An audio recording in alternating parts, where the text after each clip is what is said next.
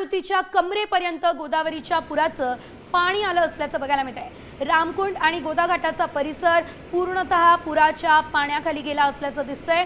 गोदाघाटावरील अनेक मंदिरांना पुराच्या पाण्याने वेढा घातला असल्याचं देखील पाहायला मिळतंय।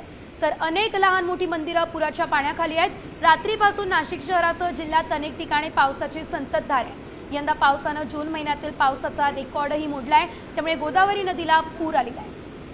या संदर्भात अधिकचे अपडेट नाशिकचे प्रतिनिधी अभिजित सोनवणे यांच्याकडून घेऊयात। अभिजित, आपण पाहतोय रामकुंड आणि गोदाघाट परिसर पूर्णतः पाण्याखाली गेलेला आहे, काय नेमकी सविस्तर अपडेट या संदर्भात?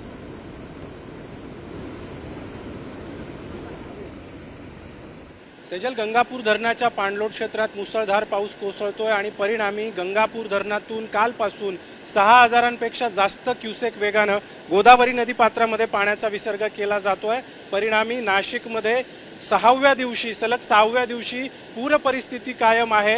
दुतोंड्या मारुतीच्या आत्ता देखील कमरेपर्यंत गोदावरीच्या पुराचं पाणी आलेलं आपल्याला बघायला मिळेल। तर संपूर्ण रामकुंड आणि गोदाघाटाचा सगळा परिसर जो आहे तो पूर्णपणे पाण्याखाली गेलेला आहे।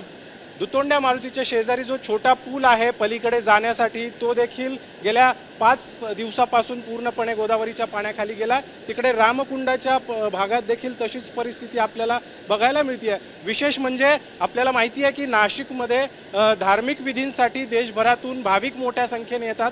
दररोज हजारो भाविक या ठिकाणी येत असतात। मात्र हा सगळा परिसर 6 दिवसांपासून पूर्णपणे पाण्याखाली असल्यामुळे आता रस्त्यावर हे सगळे धार्मिक विधी करण्याची वेळ भाविकांवर आलेली आहे। धार्मिक विधींना मोठा फटका जो आहे तो गोदावरीच्या पुराचा बसलेला आपल्याला बघायला मिळेल। आता हे जे पाणी जे आहे हे आता इथून पुढे नांदूर मधमेश्वर धरणाच्या दिशेने झेपावतंय, त्यामुळे नांदूर मधमेश्वर धरणामध्ये देखील मोठ्या प्रमाणात पाण्याचा साठा तयार झाल्यामुळे नांदूर मधमेश्वर धरणातून देखील जवळपास 15000 क्युसेक वेगानं गोदावरी नदी पात्रामध्ये पाण्याचा विसर्ग केला जातोय। त्यामुळे गोदावरी नदी काठच्या नागरिकांना प्रशासनाकडून सतर्कतेचा इशारा देण्यात आलेला आहे। धरणाच्या पाणलोट क्षेत्रात पावसाचा जोर कायम आहे, त्यामुळे धरणातून पाण्याचा विसर्ग आणखी वाढवला जाण्याची देखील शक्यता आहे।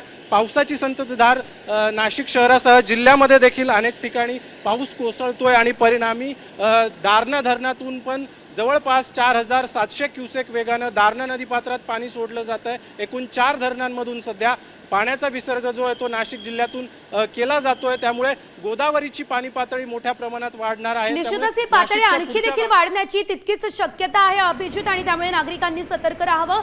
धन्यवाद तुम्ही दिलेल्या सर्व सविस्तर अपडेट्ससाठी।